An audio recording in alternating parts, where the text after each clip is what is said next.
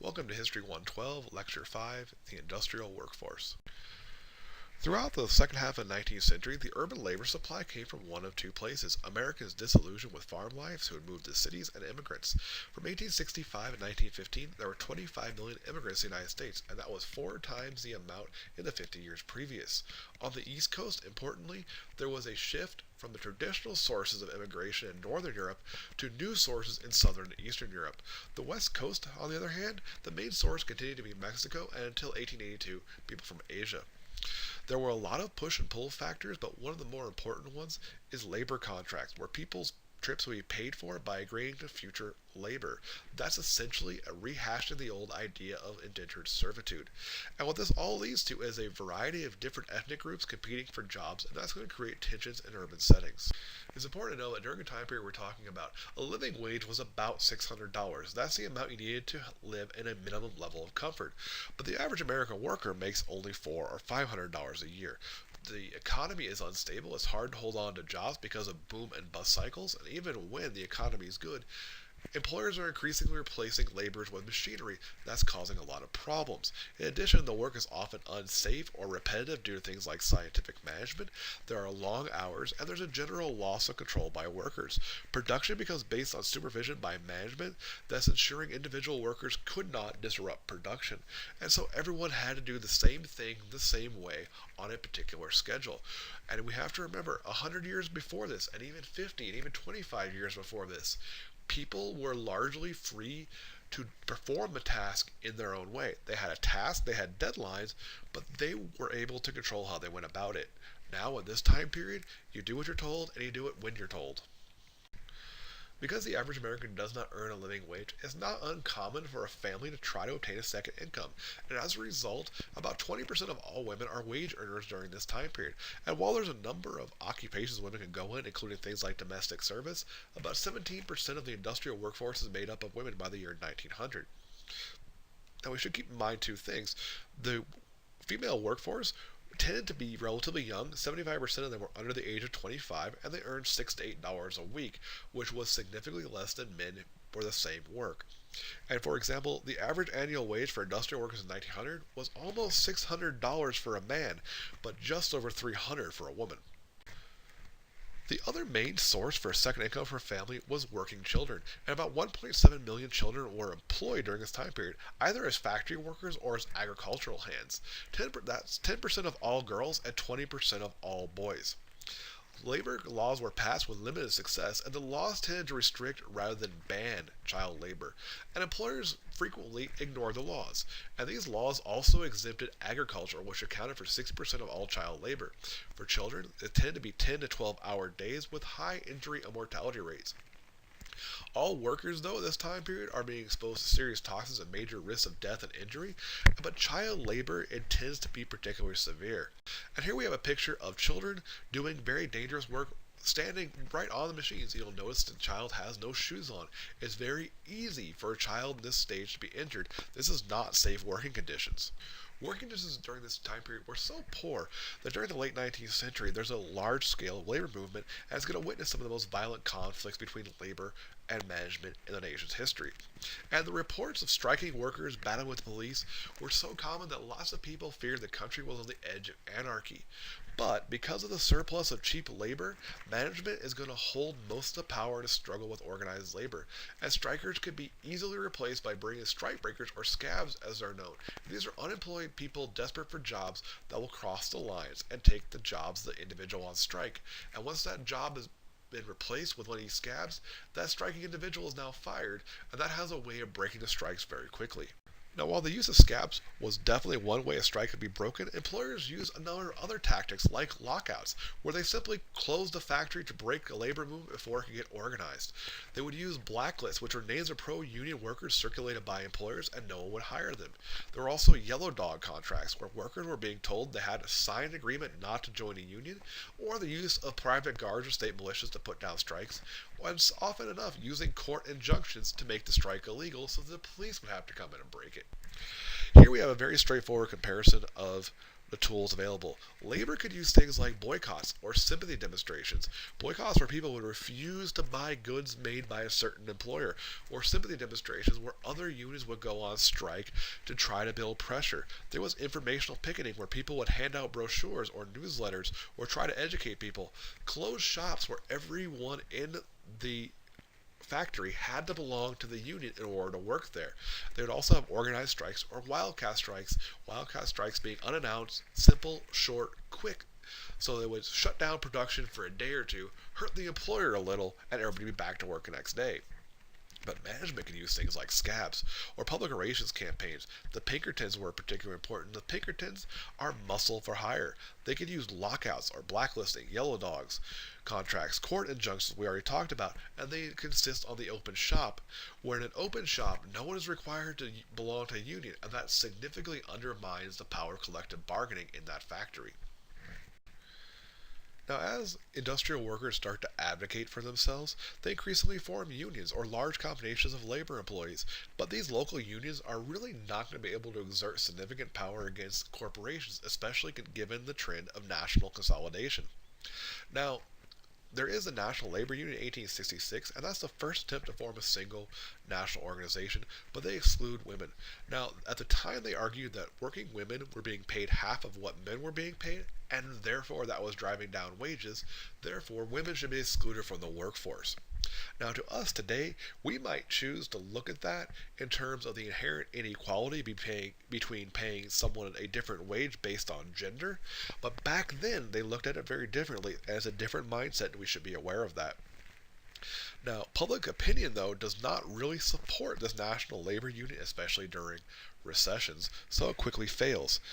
Another significant development, though, are the Molly Maguires. They are Irish coal miners in Pennsylvania, and they're going to use terrorist tactics in order to try to advocate for themselves. And some of the violence attributed to them was done by employers, though, as pretext for harsh reprisals. And this alarmed the public and further alienates the middle class from union causes, as there's more and more discussion of these Molly Maguires blowing up this or attacking that or taking this person prisoner. Some of the violence was real, some of it was fake, but by and large, it alienates public opinion. One of the key things you should be aware of is the Great Railroad Strike of 1877. And what happened here was Eastern railroads cut wages by 10% and the railway workers went on strike. And what is important is it becomes a national strike. Strikers are going to disrupt rail service in Baltimore, destroy equipment, and then riots are going to happen in other cities. In Philadelphia, families are going to stand on tracks and block trains, or at least they're going to do so until they're fired on by the state militia. The president, Rutherford B. Hayes, is going to have to order federal troops into West Virginia to put down disturbances in coal mining regions. Now, about 100 people die, and the strike only ends within a couple of weeks of the beginning. But why it's important is its disputes between workers and employers are no longer localized. It's now a national thing. It shows the depth of resentment among workers. It also illustrates the length that government and business were going to go to suppress labor uprisings. And importantly, it shows, with its collapse, how weak the labor movement was at this stage. The National Labor Union is followed by the Knights of Labor in 1869, and membership of Knights of Labor was open to all who toiled, which includes workers and many professionals. They also welcome women, and they wish to reorganize the labor system in what they call a cooperative system, where control of the economy would be by the workers, not by the owners. They are what you might call soft socialists. They are loosely organized without a lot of real membership. In 1886, membership peaks at about 700,000, but it shrinks after a major railway strike is crushed, and they are down to about 100,000 by 1890, and they cease to exist shortly thereafter. The next significant national union to emerge is the American Federation of Labor, or the AFL, and is made up of craftspeople and skilled workers only. Now, they are going to come together as an umbrella organization for local craft and skilled unions. By and large, they oppose organizing unskilled labor, and they also oppose female membership. They believe, like the National Labor Union, that women are driving down wages. So they are going to take a different tactic, though, and fight for an increase in women's pay on the theory that employers would stop hiring women if they had to pay them the same. They were operating under the assumption that employers would prefer to hire a man if all other factors were equal. The AFL is led by Samuel Gompers, and he's going to concentrate on the relationship between labor and management, and he's going to support the immediate objectives of most workers. the AFL is going to immediately be working on an 8-hour day, and they're going to threaten a lot of strikes and demonstrations across the country if their demands are not being met. But they do suffer a significant setback with the Haymarket affair, which begins as a general strike. In Chicago, police move in to harass strikers. Someone throws a bomb, no one knows who, but 7 are dead and 67 are injured, and an angered public demands blood, and 8 are put on trial on the grounds their statements had incited whoever had hurled the bomb. They are found guilty, and 7 of the 8 are sentenced to death. And all across the country, people are screaming about anarchy, and this becomes a major roadblock to the progress of labor as public opinion moves against them, and labor becomes painted as the villain in these stories. The Homestead Strike of 1892 is another important setback for the labor movement. The Amalgamated Association of Iron and Steel Workers, or the AA, is an important union that was affiliated with the AFL, and they were by far the most powerful trade union in the country. And the reason that they were so powerful was that they were able to limit the power of their employers because the level of skill that they had was high and their skills were in high demand. These were the people who were driving the steel industry. Without the skills they possessed, those factories would shut down and they were not easy to replace. And this means that they can be relatively successful. Now, the AA is going to try to move into Carnegie's steel plants, and they only have a foothold in one plant, a place called Homestead. Carnegie gets word of this, and he is not happy about the idea that his workers are trying to unionize. So he decides that he is going to push the AA out of his plant, and the way he's going to do this is by reducing wages. And at first, when he cuts wages there at Homestead, the workers accept the conditions and they don't strike. Because they don't think they have enough of the plant organized in order to wage a successful action. So Carnegie does it again in order to, again, attempt to provoke a strike. And when that strike happens, the Pinkertons come in to break it, and these again are hired muscle at this point.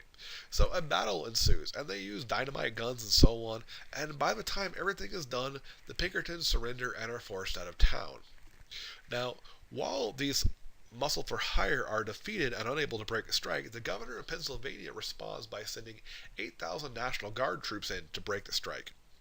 And what happens is the workers are being pushed away from the plant, unable to successfully picket, unable to see any real gains, and slowly but surely, the strike starts to diminish as one at a time, men by men, drift back to work, and the strike ultimately fails, and that failure breaks the AA as an important union. Another significant strike is the Pullman strike of 1894, and the background of this is essentially that Pullman had built a town around his railcar manufacturing plant, and he had attempted to run a very highly ordered and regimented town where he rented housing to his workers, controlled all of the company stores, and so on. And in other words, he paid his workers a wage, they then paid that wage back to him in rent and food and so on. Now, in the winter of 1893, Pullman announces a 25% wage cut, but he's not going to reduce rents or anything else. So, in other words, he was going to be paying people less than the money that they were expected to give back to him in terms of rent and food. So the workers are going to go on strike, and they persuade a very militant union called the American Railway Union to help out.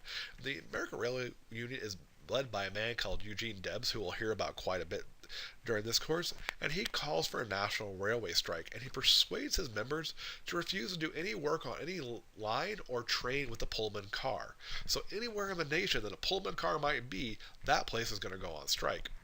Now, railway companies start responding by firing workers who are refusing to handle these cars.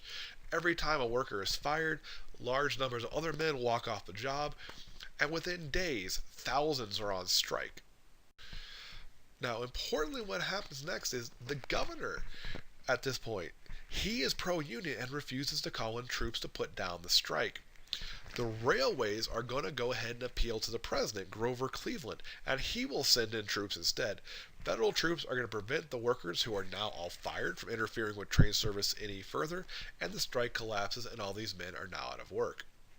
And importantly, this goes all the way to the Supreme Court, and they rule that it was legal to use court injunctions against strikes, and this gives employers an important weapon to break unions with. So what's the big idea here? Well, out of all of the poor wages and working conditions emerges an organized labor movement. And early on, they have some victories. Congress abolishes contract labor law in 1885, and that's essentially a form of indentured service. Congress also establishes an 8-hour working day on all public works projects, and the 8-hour day is extended to government employees, and that is a big step towards the universal 8-hour day that the AFL is working for. There are state laws that also govern hours of labor and safety standards, and there are some steps towards workers' compensation, so they get some really important things done. But ultimately, organized labor during the late 19th century fails. Why? Because the principal labor organizations only represent a small percentage of the industrial workforce and exclude unskilled labor and women by and large. They also are not responding to the shifting change in the workforce as more and more labor is being done by unskilled individuals or by women, and there's simply a massive combination of forces against them. You have not only the corporations, but also often the state governments, and also muscle for hire, but also the federal government, all combining using courts and other forms of force against them, and that ultimately undermines their efforts. See you in the next lecture.